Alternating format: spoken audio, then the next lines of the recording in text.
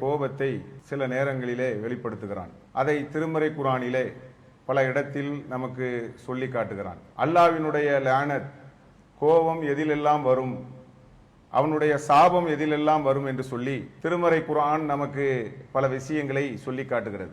நபிகள் நாயகம் ஸல்லல்லாஹு அலைஹி வஸல்லம் அவர்களும் நமக்கு அல்லாஹ்வுடைய சாபம் சம்பந்தமான சில விஷயங்களை சொல்லி தந்திருக்கிறார்கள். அல்லாஹ் திருமறை குர்ஆனிலே தன்னுடைய சாபம் யாருக்கு வரும் அப்படின்னு சொல்லக்கூடிய நேரத்தில் அல்லாஹ்வின் மீது யார் பொய்யை இட்டு கட்டுகிறார்களோ, பொய்யை சொல்லுகிறார்களோ அவர்களுக்கு அல்லாஹ்வினுடைய சாபம் இருக்கிறது என்று சொல்லி திருமறை குர்ஆன் நமக்கு சொல்லி காட்டுகிறது. அல்லாஹ் திருமறை குர்ஆனிலே நமக்கு அதை சொல்லக்கூடிய நேரத்தில் யார் அல்லாஹ்வின் மீது அந்த இட்டு கட்டக்கூடிய பொய்யனை விட அநியாயக்காரன் யார் என்று சொல்லி அல்லாஹ் திருமறை குர்ஆனிலே ஒரு கேள்வியை கேட்கிறான். அப்ப அல்லாஹ்வின் மீது பொய்யை சொல்லக்கூடியவனை விட அநியாயக்காரன் யார் என்று திருமறை குர்ஆன் நமக்கு ஒரு கேள்வியை எழுப்புகிறது. இப்ப அல்லாஹ்வின் மீது பொய்யை சொல்வது என்பது அவ்வளவு பெரிய ஒரு பாவமா, சாபத்துக்குரிய ஒரு பாவமா அப்படின்னு கேட்டால் நிச்சயமாக அது சாபத்துக்குரிய, கோபத்துக்குரிய ஒரு பாவம் தான். இறை தூதருக்கு அல்லாஹ் வகியை அனுப்புகிறான். பொய் தூதர்கள் என்று சொல்லி சிலர் வந்தார்கள். அப்ப அவங்க என்ன செஞ்சாங்கன்னா, எங்களுக்கு வகி வந்திருக்கிறது, நாங்கள் இறைவனுடைய தூதர் தான் அப்படின்னு சொல்லி பொய்யை சொல்லி அப்படியான பிரச்சாரங்கள் செய்யக்கூடியவர்களும் இருந்தார்கள். அப்ப அல்லாஹ்வின் மீது அவர்கள் பொய்யை சொல்லுகிறார்கள். அல்லாஹ்வுடைய தூதர் நபிகள் நாயகம் ஸல்லல்லாஹு அலைஹி வஸல்லம் அவர்கள் அது போன்ற அல்லாஹ் அங்கீகரித்த தூதர்களுக்கு அல்லாஹ் வகியை இறக்குகிறான், அவர்களுக்கு தூது செய்தியை அனுப்புகிறான் என்று சொன்னால் அதுல பொய் கிடையாது, அது மெய். அதே நேரத்திலே பொய்களும் வந்திருக்கிறார்கள், அவர்களே அல்லாஹ் சபிக்கிறான். அதே மாதிரி திருமறை குர்ஆன் எதை அவன் சொல்லவில்லையோ அவன் சொன்னதாக மக்கள் சொல்லக்கூடிய விஷயங்களையும் இறைவன் சபிக்கக்கூடிய காட்சியை பார்க்கிறோம்.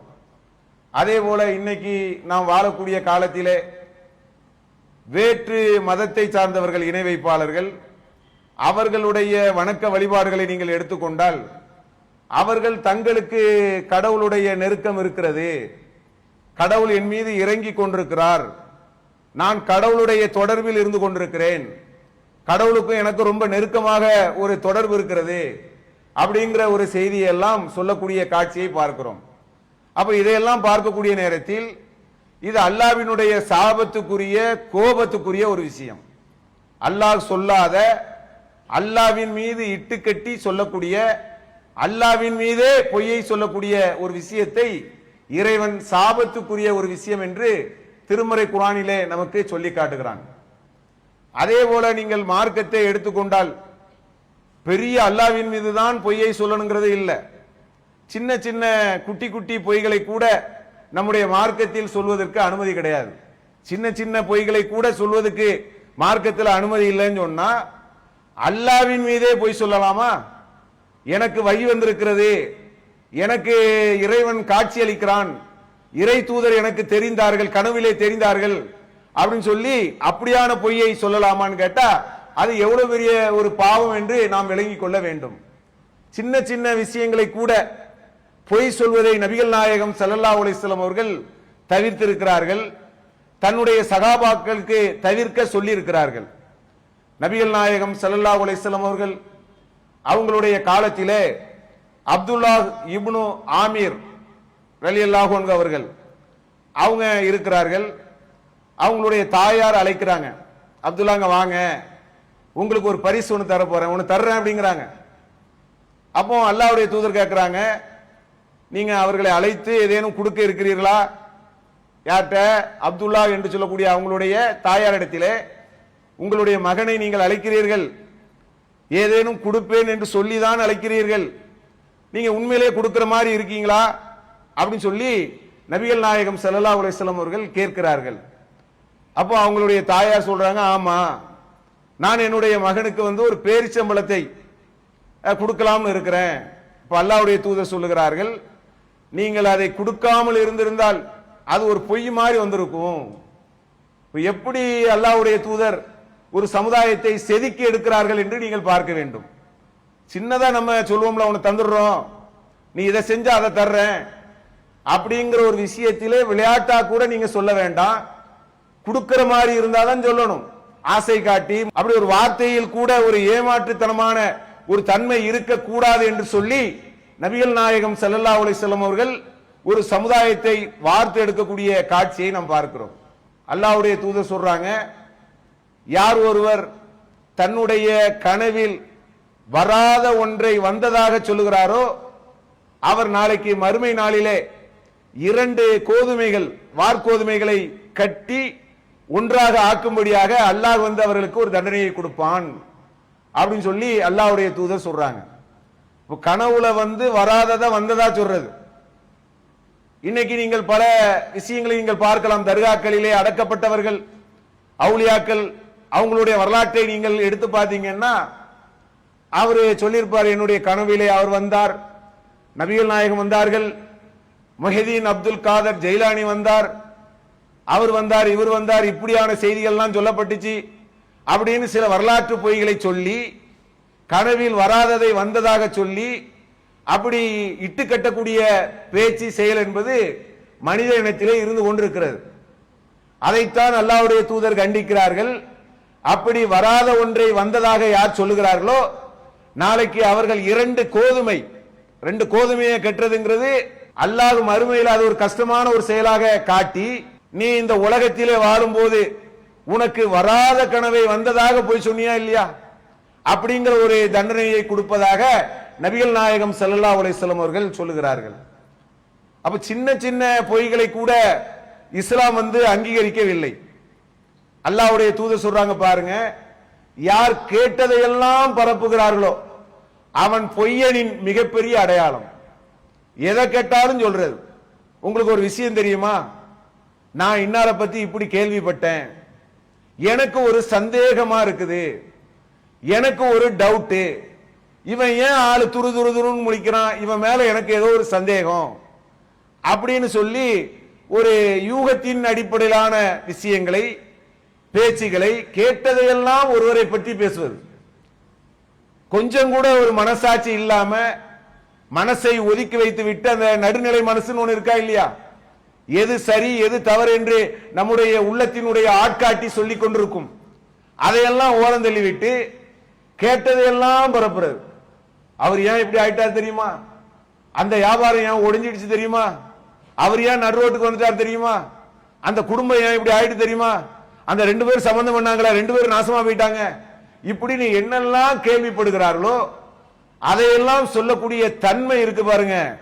அது குறித்து நபிகள் நாயகம் ஸல்லல்லாஹு அலைஹி வஸல்லம் அவர்கள் அல்லாஹ்வுடைய தூதர் சொல்றாங்க, கேட்டதையெல்லாம் பரப்பக்கூடியவன் பொய்யன். கேட்டதையெல்லாம் சொல்லக்கூடாது, ஃபில்டர் பண்ணணும். சரியா இருக்குமா? திருமறை குர்ஆன் அல்லாஹ் குர்ஆன்ல சொல்றான், உங்களுக்கு குற்றம் இழைக்கக்கூடியவன் ஒரு செய்தியை கொண்டு வந்தால் அதை நீங்கள் தெளிவுபடுத்திக் கொள்ளுங்கள், ஒரு சமுதாயத்துக்கு நீங்கள் அநீதி இழைக்காமல் இருக்க. யாரு எது கொண்டு வந்தாலும் கேட்டக்கூடாது. கேட்டுக்கிட்டு அப்படியே கேட்டால் கூட உள்ளத்தில் இருக்கலாம், அதுல சந்தேகம்னா உள்ளத்தோடு விட்டுறணும், அதை அழிச்சிடணும். அதை வெளியிலே வார்த்தையாக 4 பேர்ட்ட அதை சொல்லக்கூடிய நேரத்திலே அது இல்லாத பட்சத்தில் இருந்தால் கூட அது நமக்கு தேவையா? ஒருவரை பற்றி, ஒரு குடும்பத்தை பற்றி, ஒரு நபரை பற்றி, ஒரு சமூகத்தை பற்றி, யாரையாவது பற்றி நாம் கேட்டதையெல்லாம் சொல்வதனால் நமக்கு என்ன நன்மை இருக்கிறது? அப்ப நபிகள் நாயகம் ஸல்லல்லாஹு அலைஹி வஸல்லம் அவர்கள் இப்படி கேட்டதையெல்லாம் பரப்பக்கூடியவன் பொய்யன் என்று அல்லாஹ்வுடைய தூதர் சொல்றாங்க. அல்லாஹ்வுடைய தூதர் நகைச்சுவையா பேசுவாங்க. இப்ப நம்ம நகைச்சுவையா பேசுறோம். நம்முடைய நகைச்சுவையில என்ன வருது? பெரும்பாலும் ஒருத்தருடைய உடல் சார்ந்த விஷயங்களை குறை சொல்றது. அவர் கருப்பரு, குட்டையரு, நெட்டையரு, அவருக்கு என்ன அல்லாஹ் குறைபாட கொடுத்திருக்கானோ அதை சொல்லி சொல்லி சிரிக்கிறது. அதுல என்ன மகிழ்ச்சி இருக்கிறது? அப்ப இந்த மாதிரியான நகைச்சுவை அல்ல.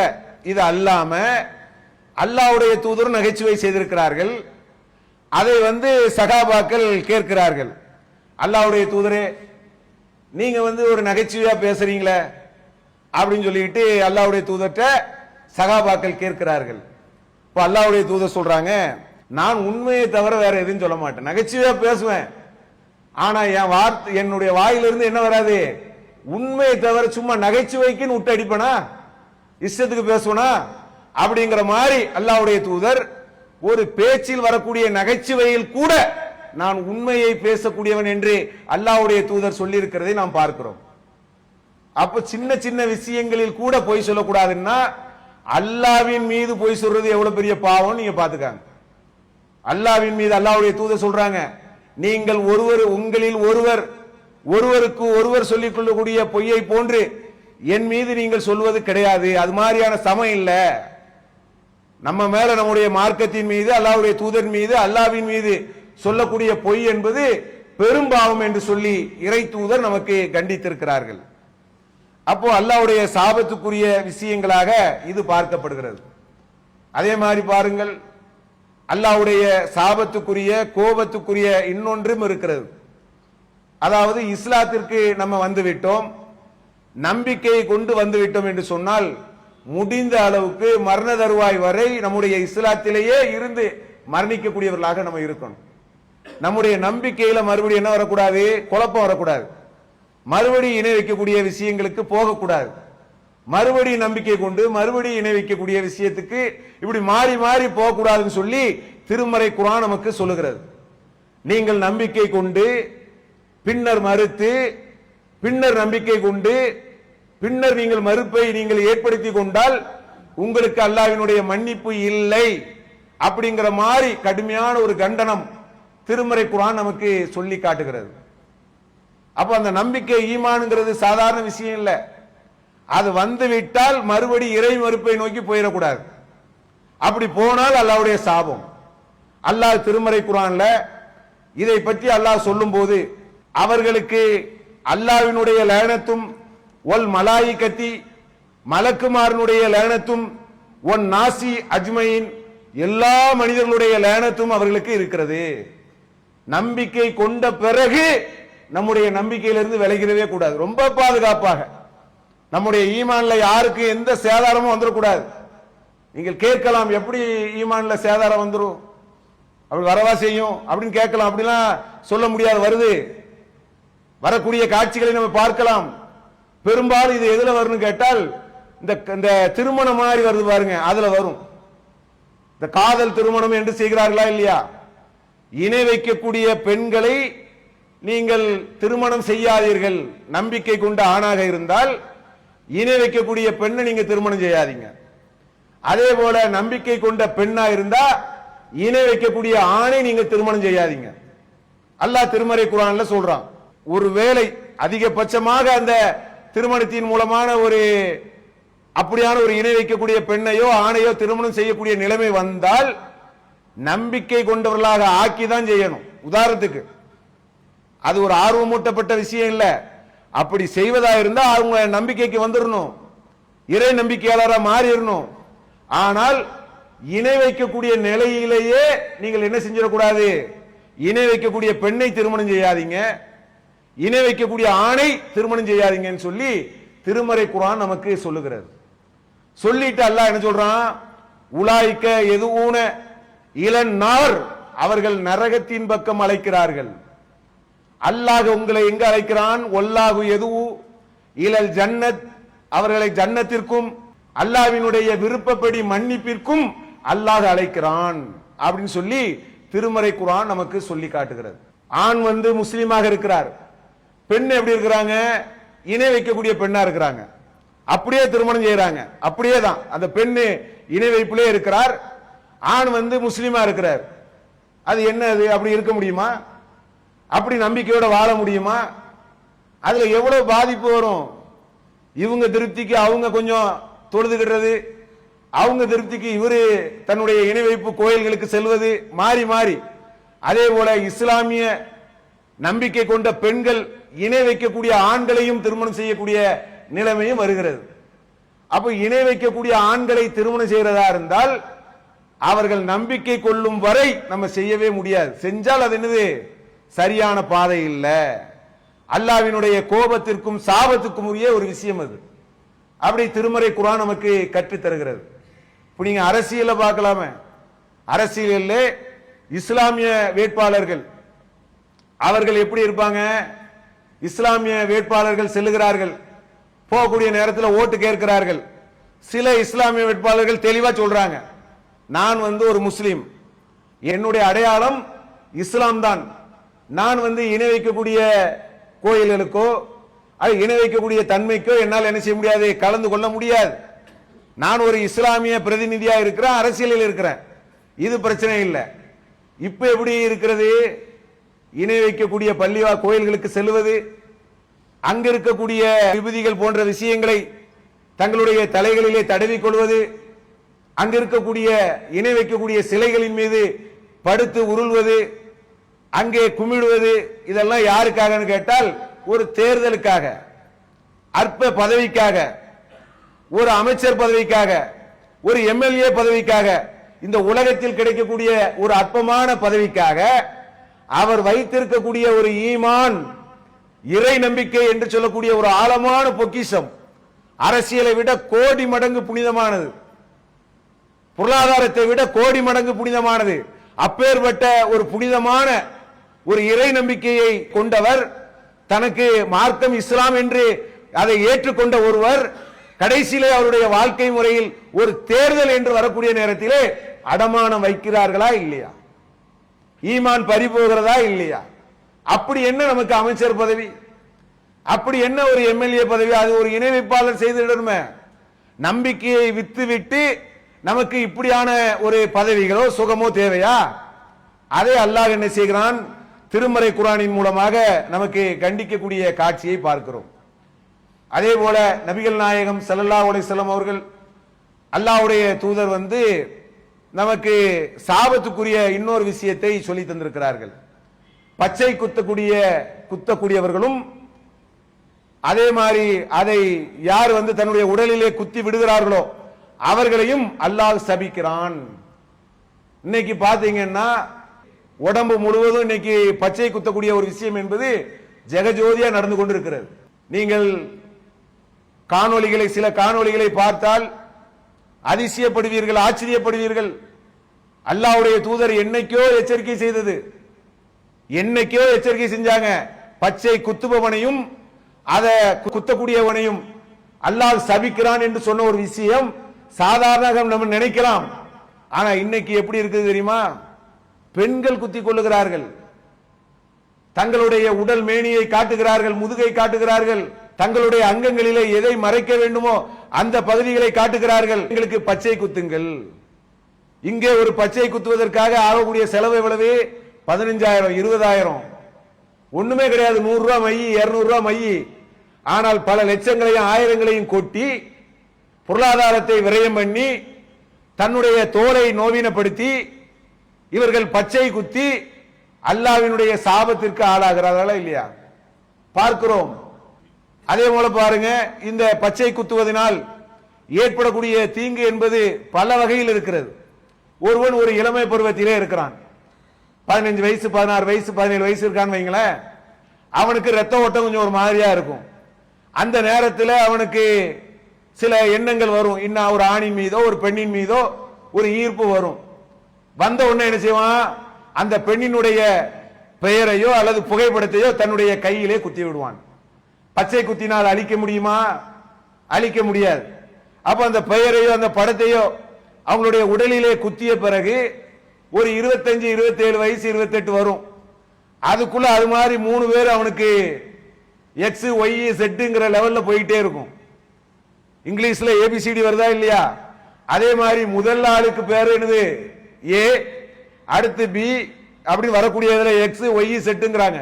இப்படி வரிசையா போகும்போது இப்ப எத்தனை பேரை நீ உடம்புல பச்சை கொடுத்த முடியும்? அப்படி குத்தக்கூடிய பெயரை இரண்டாவது ஏதேனும் அதிருப்தி வந்தால், திருமண வாழ்க்கையிலே கசப்பு வந்தால், அடுத்த திருமணத்தை நீ நோக்கி நகர்ந்தால், வேறு திருமணத்தை ஒரு ஆணோ ஒரு பெண்ணோ கட்டக்கூடிய நேரத்திலே உடலில் பதிக்கப்பட்ட அந்த பச்சையை நீங்கள் அழிக்க வேண்டிய நிலைக்கு வருகிறார்கள் இல்லையா? வருகிறார்கள். எவ்வளவு பெரிய இழிவை சந்திக்கிறார்கள். அதைத்தான் அல்லாஹ் திருமறை குர்ஆன்ல அழகான ஒரு விஷயத்தை சொல்லி காட்டுகிறான். பாருங்க அல்லாஹ் எப்படி பேசுறான் பாருங்க. சைத்தான் அல்லாஹ்விடத்திலே சொல்லுகிறான், இறைவா உன்னுடைய அடியார்களை நான் வழிகெடுப்பேன், எனக்கு ஒரு அவகாசம் வேணும். அவர்கள் கால்நடைகளுடைய காதுகளை அறுப்பார்கள், அல்லாஹ் படைத்ததை மாற்றுவார்கள். அல்லாஹ் படைத்ததை மாற்றாம பாருங்க. அல்லாஹ் எந்த அளவுக்கு பாருங்கன்னா, பச்சை எப்படி எல்லாம் குத்துறான்னு கேட்டா, நாக்கை ரெண்டாக்குகிறான். நாக்க அவனுக்கு எப்படி செய்தான் சொல்றான் பாருங்க. அல்லாஹ்வினுடைய வேதம் இன்றும் வாழ்ந்து கொண்டிருக்கிறது என்பதற்கு இதெல்லாம் அடையாளம். நாக்கை அப்படியே ரெண்டா பிளக்கிறார். என்னப்பா பண்ணீங்கன்னா அப்படி நீ பார்க்கலாம். திருச்சியில் ஒருவருக்கு செய்திருக்கிறார். அப்படியே ரெண்டாக பிளந்து அவன் இப்ப நம்ம பேசினா ஒரு நாக்கு வெளியில வருது, அவனுக்கு வந்தா ரெண்டு வரும், பாம்பு மாதிரி வரும். பெண்கள் குத்துகிறார்கள், அவன் உடம்ப அப்படியே ஒரு மாதிரி ரணகலமா ஆக்குறான். கேட்ட அவன்கிட்ட நீங்க என்ன தெரியுமா சொல்லுவான்? எனக்கு அது விருப்பமாக இருக்கிறது, மகிழ்ச்சியா இருக்கிறது. ஏங்க உங்க நாக்க ரெண்டாக்கி கண்ணை ஒரு மாதிரி ஆக்கியிருக்கீங்களா? உங்களுக்கு திருமண வாழ்க்கைகள்லாம் வந்தா சாத்தியப்படுமா? இப்பதான் நிறைய பெண்கள் என்ன தேடி வருகிறார்கள். அப்படிங்கிற அளவுக்கு சொல்லப்படுகிறதா இல்லையா? பேசுகிறார்களா இல்லையா? சைத்தான் அழகாக ஆக்கி காட்டுகிறானா இல்லையா? அல்லாஹ்வினுடைய படைப்பை மாற்றி காட்டுவேன் அப்படின்னு சைத்தான் சொன்ன பாருங்க. அழகாக்கியதை அல்லாஹ் அழகாக்கியதை மாற்றுவேன் என்று சொன்ன மாதிரி இன்னைக்கு பச்சை குத்துக்குடைய ஒரு செயலை நம்ம பார்க்கிறோம். அப்ப இந்த மாதிரி விஷயங்களை இஸ்லாம் என்ன செய்கிறது? தடை செய்கிறது. அல்லாஹ்வுடைய லேனத்துக்கு கோபத்துக்குரிய ஒரு விஷயம் என்று நமக்கு அல்லாஹ்வுடைய தூதர் கற்று தந்திருக்கிறார்கள். அதே போல அல்லாஹ்வுடைய தூதர் சொல்றாங்க பாருங்க, அல்லாஹ் யகுதிகளையும் நசராக்களையும் அல்லாஹ் சபிப்பானாக. ஏன் என்று சொன்னால் அவர்கள் தங்களுடைய நபிமார்களுடைய அடக்கத்தலங்களை வணக்கத்தலமாக மாற்றிக் கொண்டார்கள். கடைசி நேரத்தில் அல்லாஹ்வுடைய தூதர் கேட்ட பிரார்த்தனை, அதுல அல்லாஹ்வுடைய சாபம் இறங்கட்டும் யகுதிகளுக்கும் நசராக்களுக்கும். ஏன் என்று சொன்னால் அவர்கள் நபிமார்களுடைய அடக்கத்தலங்களை வணக்கத்தலங்களாக மாற்றிக் கொண்டார்கள். இன்னைக்கு நம்ம பார்க்கிறோம், இறந்து போனவங்களை வணங்குறத விட்டுருங்க, இறந்து போனவங்க மேல ஒரு அதீத பக்தி எல்லாத்துக்குமே வந்துருது. பொதுவா மனுஷனுக்கு இறந்து போனா என்ன செய்யறான்?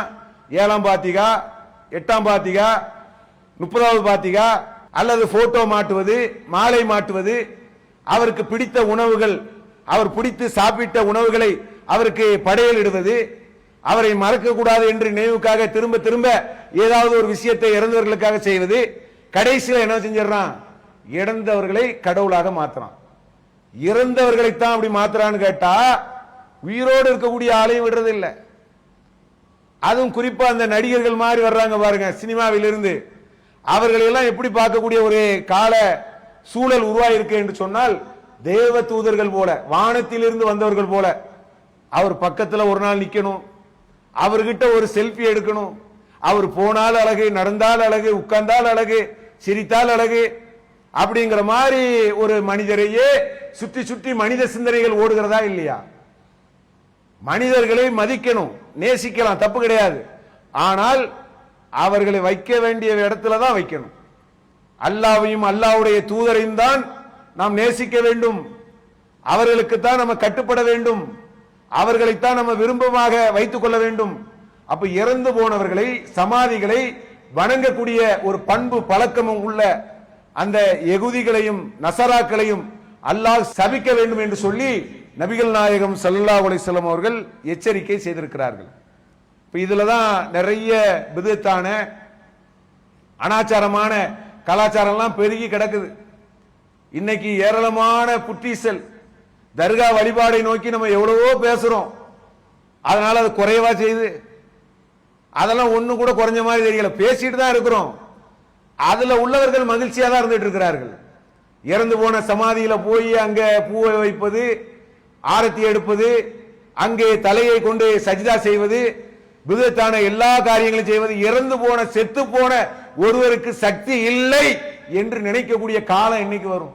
இறந்து விட்டார்கள், மௌத்தாய் விட்டார்கள், மண்ணோடு மண்ணாக மக்கி விட்டார்கள். அவர்களுடைய நிலை என்ன? மன்னரை வாழ்க்கை. அவர்களே கேள்விக்கு பதில் சொல்லணும். மண் ரப்புக்க, மண் தீனிக்க, மண் ரசூலுக்க, உன்னுடைய இறைவன் யார், உன்னுடைய தூதர் யார், உன்னுடைய மார்க்கம் எது என்று கேட்கக்கூடிய கேள்விக்கு அவர்கள் பதில் சொல்லிட்டு இருக்கணும். சில வீடியோக்கள் வருகிறது, இறையச்சத்தை போதிக்கக்கூடிய சில வீடியோக்களை நீங்கள் பார்க்கலாம். மனிதன் இறந்து விடுகிறான், அவனை மண்ணறையிலே புதைக்கிறார்கள் முதல் நாள். அடுத்து ஒரு 7 நாள் கழிச்சு பாத்தீங்கன்னா லேசா அவனுடைய உடம்பு என்ன செஞ்சிருக்கும்? மணல் சாப்பிட்டு இருக்கும். அடுத்து ஒரு 5 மாசம் கழிச்சு நீங்க அந்த உடம்பை நீங்கள் கவனித்தீங்கன்னு சொன்னா அதிகமான மணல் சாப்பிட்டு இருக்கும்.